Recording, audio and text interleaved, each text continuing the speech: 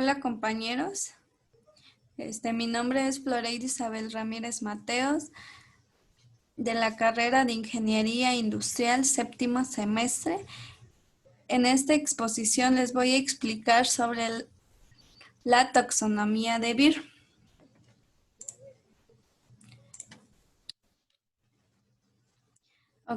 La taxonomía de Beer es el modelo más representativo y de mayor uso en el mundo de la cibernética.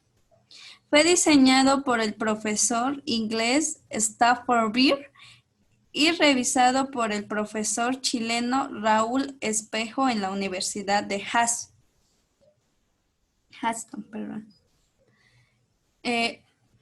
Beer utilizó los conceptos de cibernética para desarrollar un modelo conocido como sistema viable, en el que representa la estructura, las actividades, interrelaciones y flujos de información en las organizaciones.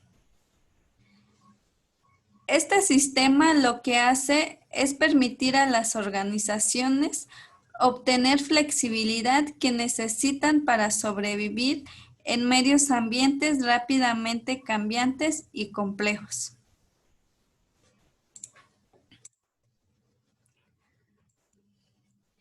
Beer señala que en el caso de los sistemas viables, estos están contenidos en supersistemas.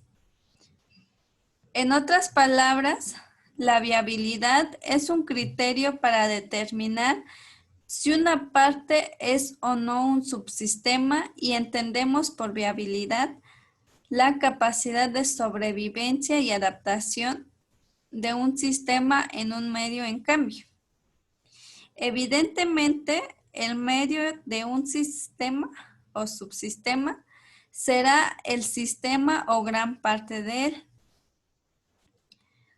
Beer define un sistema viable como aquel que es capaz de adaptarse al medio en cambio. Y para que esto pueda ocurrir, debe poseer tres características básicas, que son ser capaz de autoorganizarse, ser capaz de autocontrolarse y poseer un cierto grado de autonomía. Beer define autoorganizarse como mantener una estructura constante y modificarla de acuerdo a las exigencias. Autocontrolarse lo define como mantener sus principales variables dentro de ciertos límites que forman un área de normalidad. Y por último, la autonomía lo define como poseer un suficiente nivel de libertad determinado por sus recursos para mantener esas variables dentro de su área de normalidad.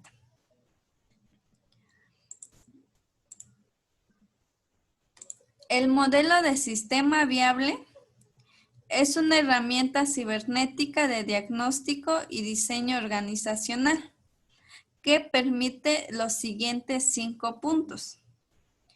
1. Identificar las partes de una organización que son cruciales para su viabilidad. 2. Señalar toda deficiencia estructural grave y cualquier parte existente que no esté involucrada en la viabilidad. 3. Maximizar el grado de autonomía en las partes operativas de la organización. 4. Asegurar una relación y un funcionamiento de las partes de forma integrada, equilibrada, con una sinergia o eficiencia adicional y de forma cohesiva. Y por último, diseñar los sistemas de planificación que debe desarrollar estrategias en el contexto de un entorno ambiental en constante cambio. Y para que haya un sistema viable, se debe de tener un ciclo de actividad. Un ciclo de actividad es la relación que guarda la corriente de entrada con la corriente de salida. Es decir, si hay producto, entonces capta insumos. El sistema está trabajando. Entonces, el método de sistema viable de diseño consta de las siguientes etapas. Establecer la identidad organizacional. Esto se determina que es la identidad de clase que da origen a la organización y que la distingue de las demás. Modelamiento de los límites organizacionales del sistema. Se deben definir todas aquellas actividades necesarias para efectuar la transformación independiente de la organización a desarrollar. 3. Modelamiento de los niveles estructurales. Reconocer aquellas actividades tecnológicas de las cuales la organización tiene capacidad de hacerse cargo. Siguiente punto es el estudio de discreción y autonomía. Se debe realizar un cuadro donde se relacionen las actividades primarias con las actividades de regulación. Y por último, el estudio y diseño de los mecanismos de control. Aquí se debe buscar mecanismos que reduzcan o amplíen la variedad entre los diferentes niveles de recursivos de la organización.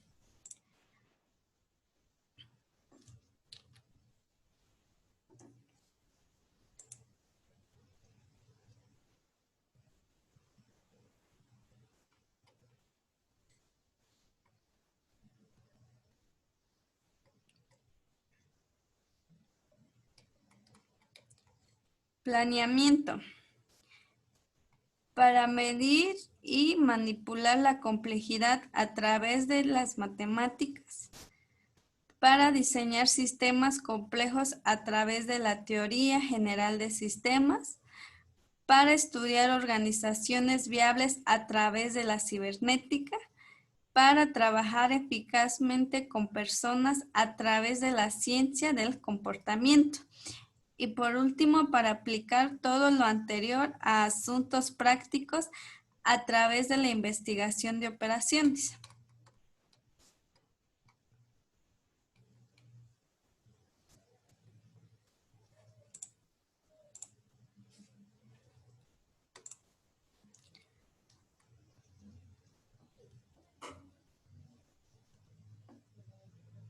BIR ha desarrollado criterios de efectividad organizacional. Estos criterios son un conjunto de principios y leyes de organización usando como referencia la ley de requisito de variedad, que en forma general establece que un controlador tiene un requisito de variedad si y solo si tiene la capacidad para mantenerse dentro de un conjunto de objetivos deseados.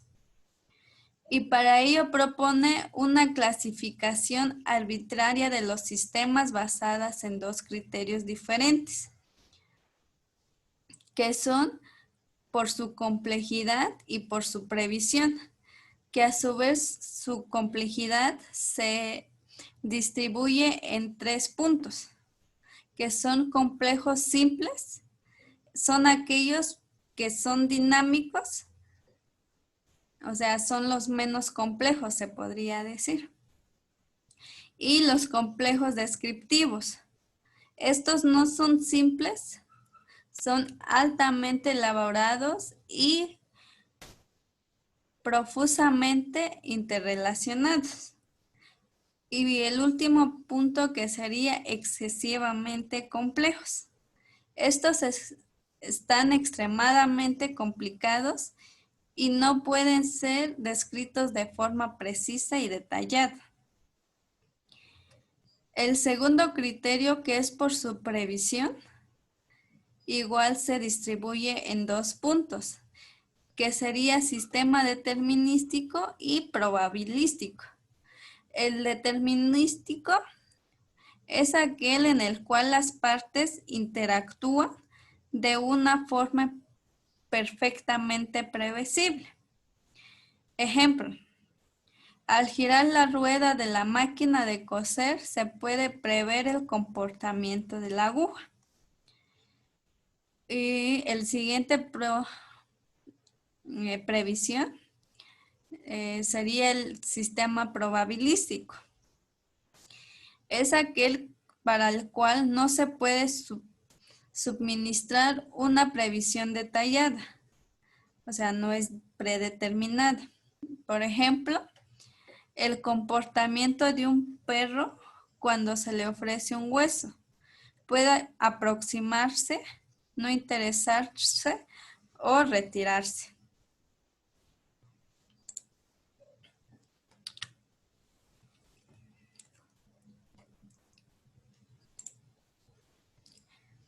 Beer formula 4 principios básicos que toda organización viable debe de obedecer. El primer principio de organización es difundir variedad a través de un sistema institucional. Tiene a equiparla. Debe diseñarse considerando con un costo y riesgo mínimo de personas. El segundo principio de la organización son los canales de información entre la unidad de gestión, la operación y el ambiente. Deben tener cada uno una mayor capacidad que la generada por los subsistemas. El tercer principio de organización, siempre que la información sea llevada en canales a través de la frontera, esta sufre transducción. La variedad del transductor debe ser al menos la variedad del canal. El cuarto principio de organización debe de ser el funcionamiento de los 3 primeros principios. Se repiten constantemente a través del tiempo sin interrupción o retraso. Ya después de explicar lo que es la taxonomía de Beer, vamos a aplicar estos principios dentro de una organización. Primeramente, lo que debe de contener una organización son los elementos básicos. Estos se le denominan como operaciones y se representan mediante un círculo, que sería esto.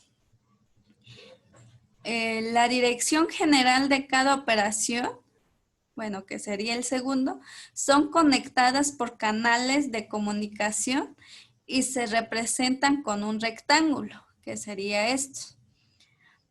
El tercer principio básico de todo modelo de sistema viable es la recursividad.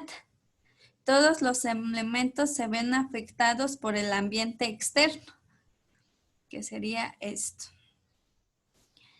Y la relación entre las operaciones y el ambiente externo se define como homeostasis.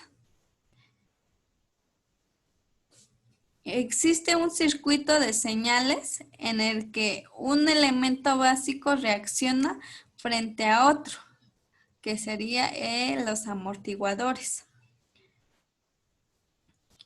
Para observador, los elementos básicos o operaciones son cajas negras. No interesa lo que ocurre adentro.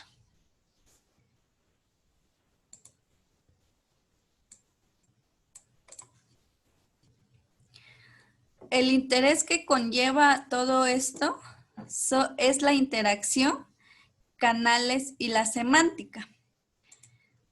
Es decir, que la interacción, o sea, la operación ambiente externo, o sea, el círculo y el nube, sea equilibrada, y para que esto suceda debe de contar con reductores, que serían los amortiguadores, y para que amortigüen los innumerables estados externos.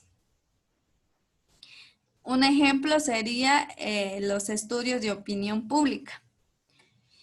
Y amplificadores, dado que el entorno externo es más amplio que el círculo, o sea, el de operación. Por ejemplo, la publicidad. El siguiente interés, que son los canales. Estos canales que transmiten información en el homeostato respondan a la variedad requerida por los reductores y amplificadores. Y por último, que exista una semántica o capacidad de interpretación de los mensajes.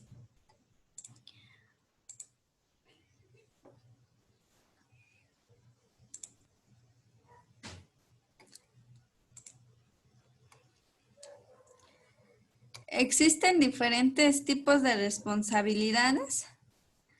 La responsabilidad de la dirección general o metasistema sería mantener a la operación en el marco del sistema, vincular a las operaciones con las visiones, o sea, metas y objetivos de la organización, y mantener la autonomía de las organizaciones, de las operaciones en el marco de las pautas de la dirección general.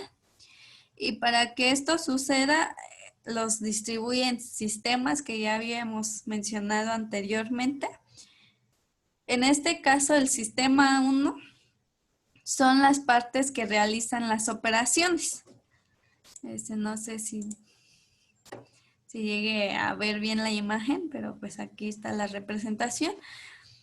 El sistema 1 son las partes que realizan las operaciones, es decir, la operación busca hacer coincidir la demanda de los clientes con productos que les resulten útiles, y para ello hace ofertas en función de las respuestas del mercado.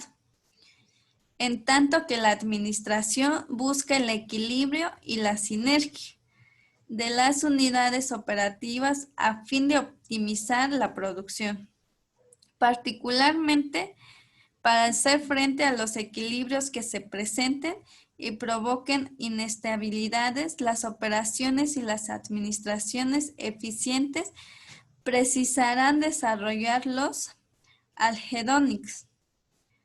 Entonces, la efectividad del sistema 1 hará posible que el valor agregado resultante de la cohesión entre la operación y su relación con los clientes del entorno externo le permitirá a la administración hacer frente a la retribución de los agentes participantes del proceso productivo.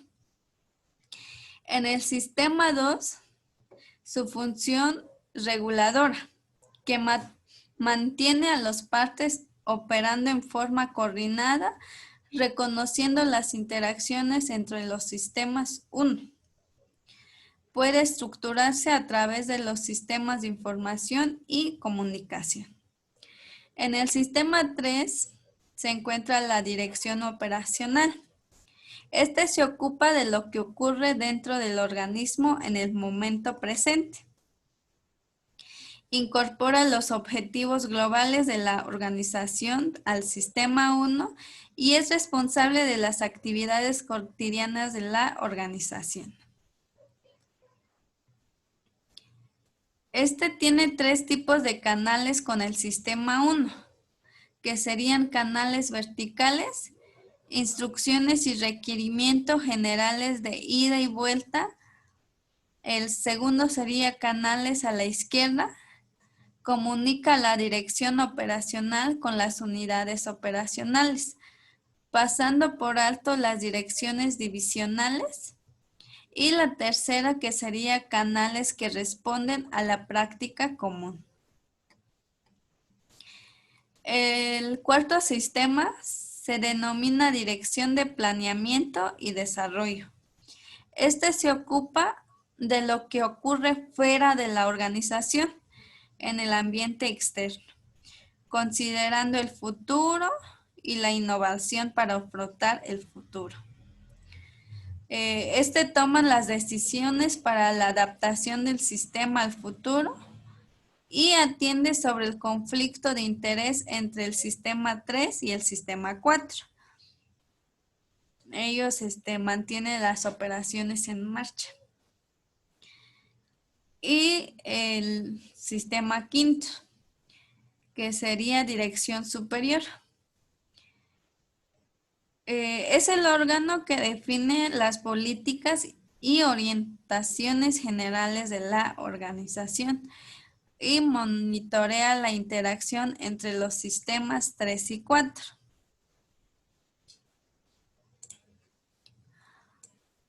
Y por último, les voy a mencionar las ventajas que posee pues, este modelo. Una de las ventajas es que no requiere la existencia de previa de la organización en estudio. También es una herramienta de complejidad que rompe el esquema jerárquico de entenderse dentro de la organización. Otro de los puntos es que involucra la realización de identidad organizacional y realiza una sinapsis entre los elementos internos y externos, es decir, la adaptación.